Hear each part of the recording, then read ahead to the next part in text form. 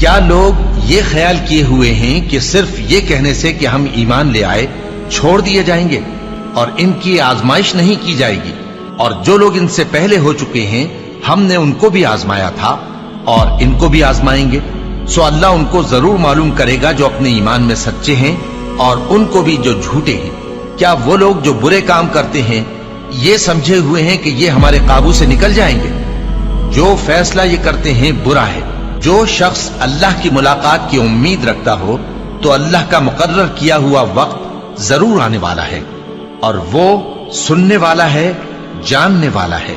اور ہم کسی قدر خوف اور بھوک اور مال اور جانوں اور میووں کے نقصان سے تمہاری آزمائش کریں گے، اور صبر کرنے والوں کو بشارت سنا دو کہ ان لوگوں پر جب کوئی مصیبت واقع ہوتی ہے تو کہتے ہیں کہ ہم اللہ ہی کا مال ہیں اور اسی کی طرف لوٹ کر جانے والے ہیں۔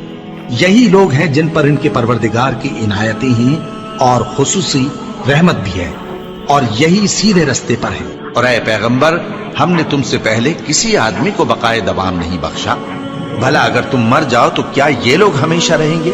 ہر شخص کو موت کا مزہ چکھنا ہے، اور ہم تم لوگوں کو سختی اور آسودگی میں آزمائش کے طور پر مبتلا کرتے ہیں، اور تم ہماری طرف ہی لوٹ کر آؤ گے۔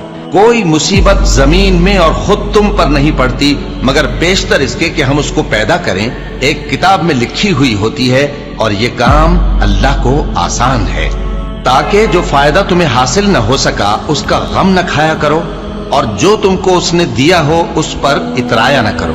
اور اللہ کسی اترانے اور شیخی بگاڑنے والے کو دوست نہیں رکھتا، اور ہم نے تمہیں ایک دوسرے کے لیے آزمائش بنایا، کیا تم لوگ صبر کرو گے؟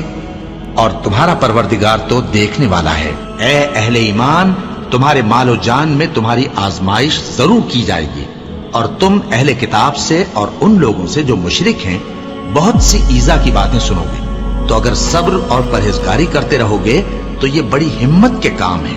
کیا یہ دیکھتے نہیں کہ یہ ہر سال 1 یا 2 بار بلا میں پھنسا دیے جاتے ہیں، پھر بھی توبہ نہیں کرتے اور نہ نصیحت حاصل کرتے ہیں؟ اور جو مصیبت تم پر واقع ہوتی ہے سو تمہارے اپنے کرتوتوں سے، اور وہ بہت سے گناہ تو معاف کر دیتا ہے۔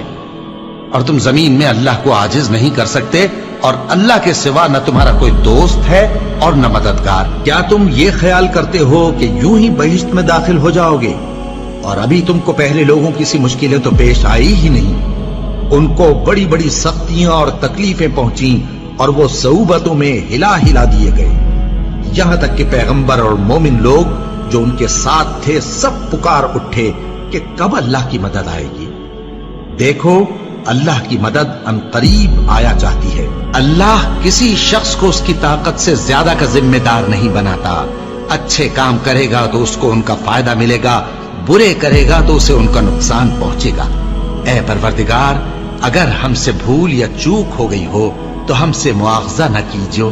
اے پروردگار، ہم پر ایسا بوجھ نہ ڈالیو جیسا تو نے ہم سے پہلے لوگوں پر ڈالا تھا۔ اے پروردگار، جتنا بوجھ اٹھانے کی ہم میں طاقت نہیں اتنا بوجھ ہم پر نہ رکھیو، اور اے پروردگار، ہمارے گناہوں سے درگزر کر اور ہمیں بخش دے اور ہم پر رحم فرما۔ تو ہی ہمارا مددگار ہے، سو ہم کو کافروں پر غالب کر۔